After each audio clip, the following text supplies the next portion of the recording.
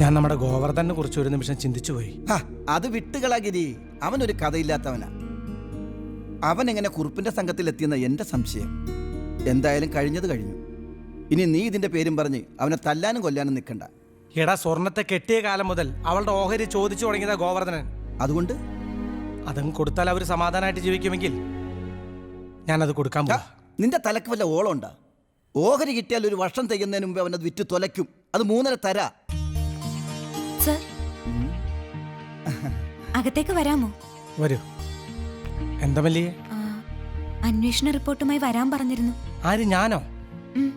അതിനിന്ന് ഞായറാഴ്ചയല്ലേ? മല്ലിയ ഇരിക്കി. കഴിഞ്ഞ വർഷത്തെ കാർഷിക വായ്പയുടെ പൂർണ്ണമായ റിപ്പോർട്ട് 24 മണിക്കൂറിനകം സാറിനെ കാണിക്കണമെന്ന് പറഞ്ഞിരുന്നു. ഞാനത് കൊണ്ടുവന്നിട്ടുണ്ട്. അപ്പൊ ഉത്തരവാദിത്തമുള്ള ഒരു ഉദ്യോഗസ്ഥ നമ്മുടെ പഞ്ചായത്തിലും ഉണ്ട്.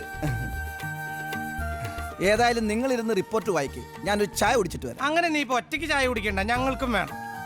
അത്രയുള്ള നിങ്ങൾക്കുള്ള ചായ ഇതിൽ വാങ്ങിച്ച പോരെ? ഇപ്പൊ വരാം. ജാനമ്മ ഒന്നും അറിഞ്ഞിട്ടില്ല. അതെ അതെ.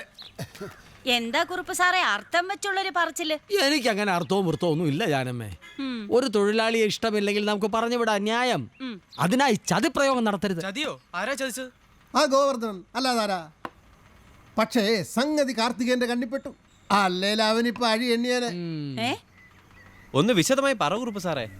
മറന്നു വെച്ച് പോയതെന്തോ എടുക്കാൻ വേണ്ടി ഷാപ്പിൽ കയറിയ കാർത്തികേയൻ കണ്ടത് അവന്റെ കന്നാസിൽ സ്പിരിറ്റ് കലർത്തിക്കൊണ്ടിരുന്ന ഗോവർദ്ധനെയാണ്. എന്നിട്ട് എന്താകാൻ? സംഗതി മനസ്സിലാക്കിയ കാർത്തികേയൻ അവൻ എടുത്തിട്ട് അങ്ങ് പൊരിച്ചു. മർദ്ദന മർമ്മത്ത് കിട്ടിയപ്പോ സത്യം പറഞ്ഞു.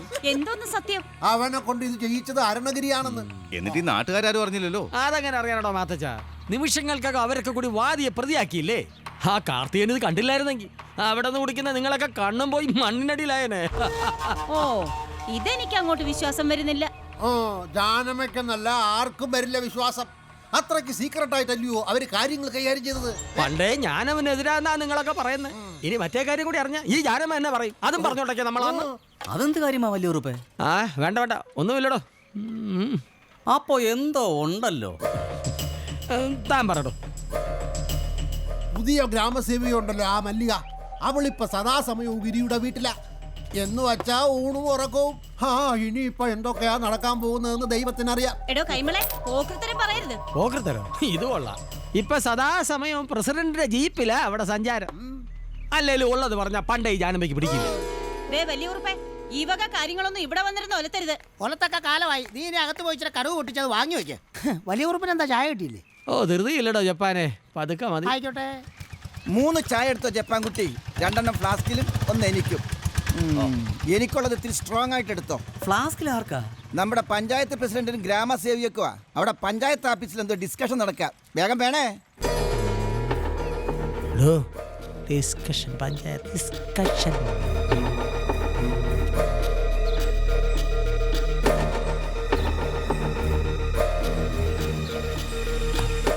എന്തായിടോ? എല്ലാം വിളിച്ചു പറഞ്ഞിട്ടുണ്ട്. എല്ലാം ഓക്കെ. പേടഞ്ഞ കൊമ്പൻ ഇന്ന് വാരിക്കുഴി വീഴും.